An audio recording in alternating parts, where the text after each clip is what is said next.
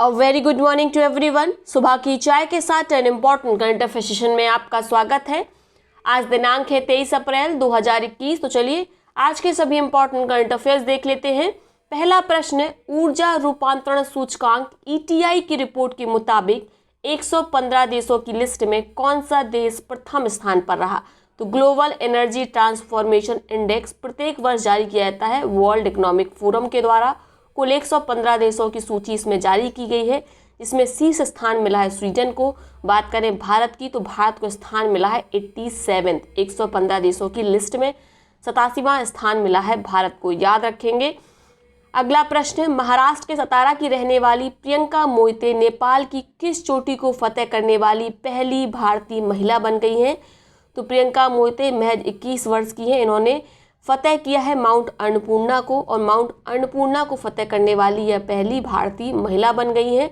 महाराष्ट्र के सतारा की रहने वाली हैं। मोस्ट इम्पॉर्टेंट इनका नाम हो जाता है, याद रखिएगा। माउंट अन्नपूर्णा विश्व की 10 सबसे अधिक चोटियों में 10वें नंबर पर आती है, यानी 10वें नंबर की सबसे ऊंची चोटी है माउंट अन्नपूर्णा, याद रखेंगे। इसके साथ ही GS में आप याद रख सकते हैं mount Annapurna, mount Everest, mount Makalu को क्रम से लगाने के लिए कई बार प्रश्न आ जाता है, कई बार पूर्व से पश्चिम, कई बार पश्चिम से पूर्व, तो इनको एक बार एटलस में ज़रूर देख लीजिएगा। अगला प्रश्न है, किस भारतीय अमेरिकी को अमेरिकी सीनेट ने एसोसिएट अटॉर्नी जनरल के पद पर नियुक्त करने को मंजूरी प्रदान की है? तो इनका नाम है वनिता गुप्ता। ये है भारतीय मूल की अमेरिकी और इन्हें शामिल किया गया है अमेरिकी सीनेट द्वारा एसोसिएट अटॉर्नी जनरल के पद पर। मोस्ट इंपॉर्टेंट नाम याद रखेंगे वनिता गुप्ता का।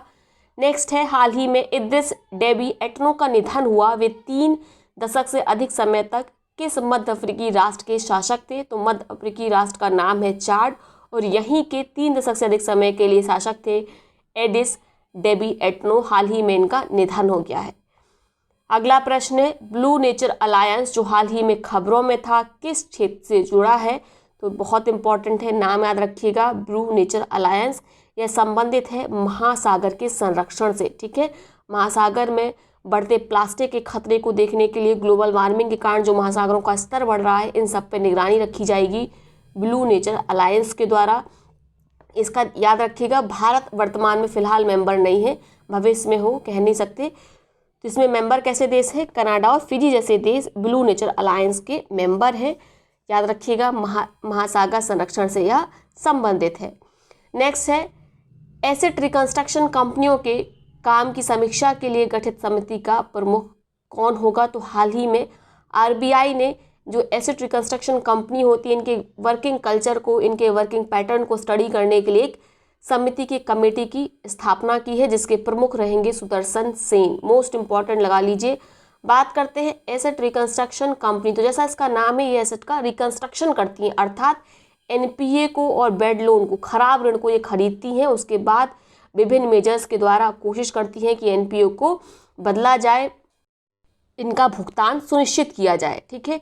NPA क्या होता है? NPA क्या बला है? आप जानते होंगे। वैसे देखिए, जो ऋण लेने वाला है, यदि वो 90 दिन तक ब्याज अथवा मूलधन का भुगतान करने में विफल होता है, तो ऐसे ऋण को कहा जाता है NPA, ठीक है।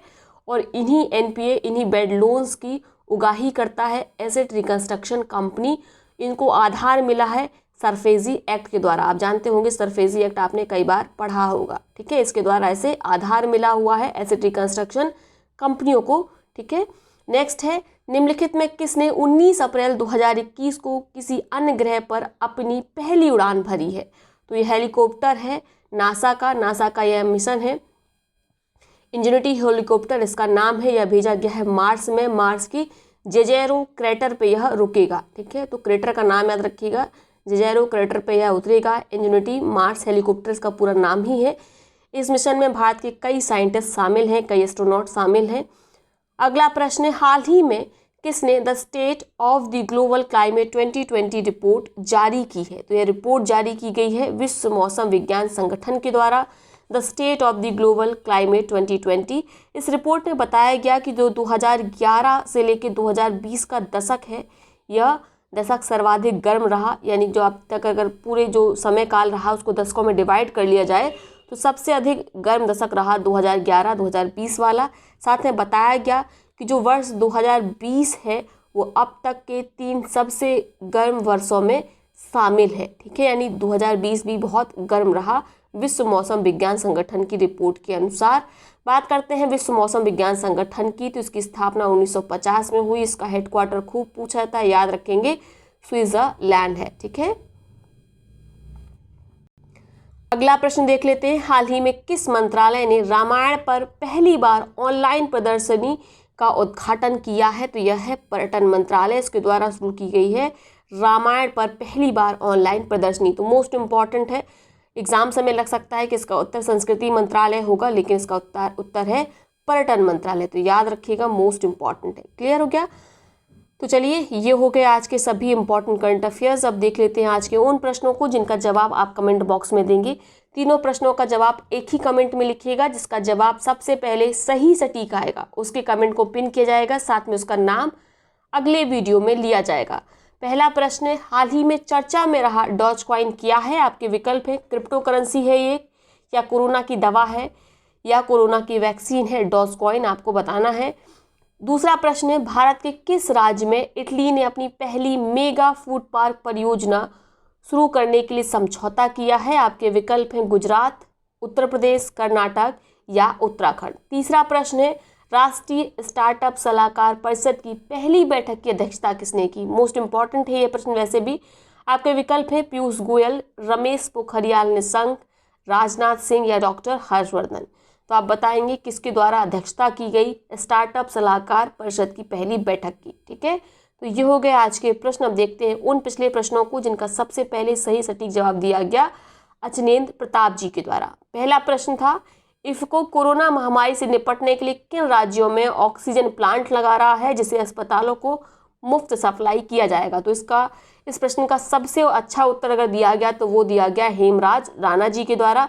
उन्होंने बताया गुजरात, उत्तर प्रदेश, उड़ीसा, इन तीनों ही राज्यों में इफ्को ने निर्णय लिया है कि ऑक्सीजन प्लांट लगाए जाएंगे। ठीक है, अगला प्रश्न था, बतौर कप्तान कौन सा खिलाड़ी एक ही टीम यानी चेन्नई सुपर किंग्स से 200 मैच खेलने वाला पहला खिलाड़ी बन गया है? जिनका नाम है महेंद्र सिंह धोनी। बतौर कप्तान इन्होंने चेन्नई सुपर किंग्स से कुल 200 मैच खेले हैं, और अगर उनके अन्य मैच को मिला दिया जाए तो कुल 201 मैच खेले हैं उन्होंने चेन्नई सुपर किंग्स से। ठीक है, अगला प्रश्न देख लेते हैं, क्या था, किस महिला वेटलिफ्टर ने ताशकंद में एशियाई वेटलिफ्टिंग चैंपियनशिप में स्वर्ण पदक जीत लिया है? तो इनका नाम है झिल्ली दरबेहरा। इनका नाम मोस्ट इम्पॉर्टेंट है, याद रखिएगा। इन्होंने हाल ही में स्वर्ण पदक जीता है एशियाई वेटलिफ्टिंग चैंपियनशिप में। ठीक है, मोस्ट इम्पॉर्टेंट, इनको लगा लीजिए। तो ये हैं आज के सभी इंपॉर्टेंट करंट अफेयर्स। मेरी तबीयत कुछ काफ़ी ज़्यादा ख़राब रह रही है 10-15 दिन से, इसीलिए वीडियो कभी भी लेट हो जाता है, तो उसको ज़्यादा माइंड मत करिएगा। आपको क्वेश्चंस मिलने चाहिए, आपको करंट अफेयर मिलने चाहिए, समय इधर उधर हो सकता है। ठीक है, मैं कोशिश करती हूँ कि समय पर उसको डिलीवर करूँ, लेकिन जैसा मैंने आपको बताया मैं लंबे समय से अस्वस्थ हूँ। लेकिन मैं नहीं चाहती कि जो सेशन जो लोग देखते हैं, कुछ ही लोग देखते हैं, तो आप लोग शेयर नहीं करते हो तो लोगों को जानकारी भी नहीं मिलती है। तो जो लोग भी ये सेशन को देखते हैं उनका किसी प्रकार से हार्म ना हो, उनको किसी प्रकार से लॉस ना हो, इसीलिए मुझे जब भी ठीक लगता है मैं वीडियो बना देती हूँ। तो इसको देखते रहिएगा। लेट हो रहा है तो थोड़ा सा कॉपरेट करिए। ऐसा तो है नहीं कि मैं कभी स्वस्थ नहीं होंगी, जब भी स्वस्थ होंगी तो ये रेगुलर हो जाएगा, 7 बजे अपलोड होने लगेगा। क्लियर? तो चलिए मिलते हैं कल नए वीडियो के साथ, तब तक के लिए बहुत बहुत धन्यवाद।